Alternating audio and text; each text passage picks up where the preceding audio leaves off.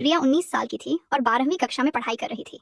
पढ़ाई लिखाई में वह औसतन ठीक थी, लेकिन गणित मैथ्स विषय हमेशा से उसकी सबसे बड़ी कमजोरी रहा था। बोर्ड परीक्षा की तारीखें नजदीक आ रही थीं और प्री बोर्ड के नतीजों ने रिया की नींद उड़ा दी थी।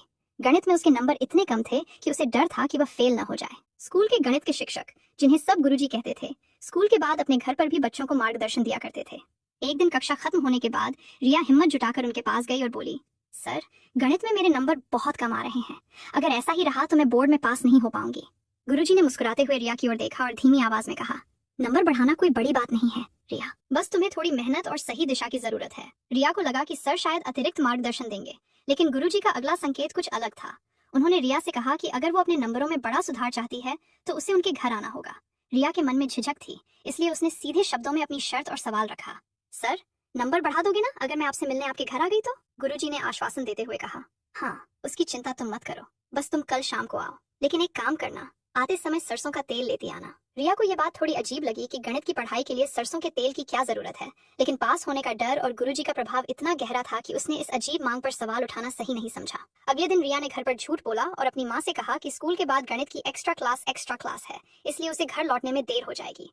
घर वाले रिया की पढ़ाई को लेकर गंभीर थे, इसलिए उन्होंने आसानी से इजाजत दे दी। शाम करीब 5 बजे रिया गुरुजी के बताए पते पर पहुंची। घर में सन्नाटा था। गुरुजी ने दरवाजा खोला और उसे अंदर बुलाकर दरवाजा बंद कर लिया। रिया के हाथ में सरसों के तेल की छोटी शीशी थी। उसने वह शीशी मेज पर रख दी और कॉपी किताबें निकालने लगी। तभी गुरुजी ने मुस्कुराते हुए कहा, किताबें अभी बंद रहने दो रिया, अगर गणित में नंबर बढ़वाना है तो जैसा मैं कहता हूँ वैसा करो। रिया ने डरते हुए पूछा, क्या करना होगा सर? गुरुजी अपनी कुर्सी पर बैठ गए और पैर आगे बढ़ाते हुए बोले, ये जो सरसों का तेल तुम लाई हो, इसे मेरे पैरों में लगाओ और अच्छे से मालिश करो। रिया एक पल के लिए स्तब्ध रह गई। उसे समझ नहीं आ रहा था कि गणित के नंबरों का पैर दबाने या तेल लगाने से क्या संबंध है, लेकिन उसके दिमाग में सिर्फ एक ही बात घूम रही थी, अगर मैंने सर की बात नहीं मानी तो ये मुझे फेल कर देंगे। अपने भविष्य के डर और गुरुजी के बहकावे में आकर रिया ने शीशी खोली, तेल अपने हाथों में लिया और गुरुजी के पैरों में लगाने लगी। जैसा जैसा गुरुजी कहते गए, जहां जहां उन्होंने तेल लगाने को कहा, रिया चुपचाप वैसा ही करती रही। उसके मन में एक अजीब सी घबराहट और असहजता थी, लेकिन उसने खुद को शांत रखने की कोशिश की।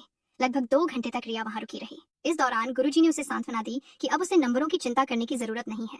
2 घंटे बीत जाने के बाद रिया वहां से अपने घर लौट आई। अगले दिन जब रिया स्कूल पहुंची तो उसका मन भारी था। उसे कल शाम की घटना सोचकर अंदर ही अंदर अजीब सा लग रहा था। कक्षा में गुरुजी आए और उन्होंने गणित की उत्तर पुस्तिकाओं आंसर शीट्स का वितरण शुरू किया। जब रिया की बारी आई तो गुरुजी ने मुस्कुराते हुए उसकी कॉपी उसकी मेज पर रखी। रिया ने जब अपनी कॉपी खोली तो वो हैरान रह गई। जिन प्रश्नों के उत्तर उसने गलत लिखे थे उन पर भी नंबर दिए गए थे। उसके अंक पहले से काफी ज्यादा बढ़ चुके थे।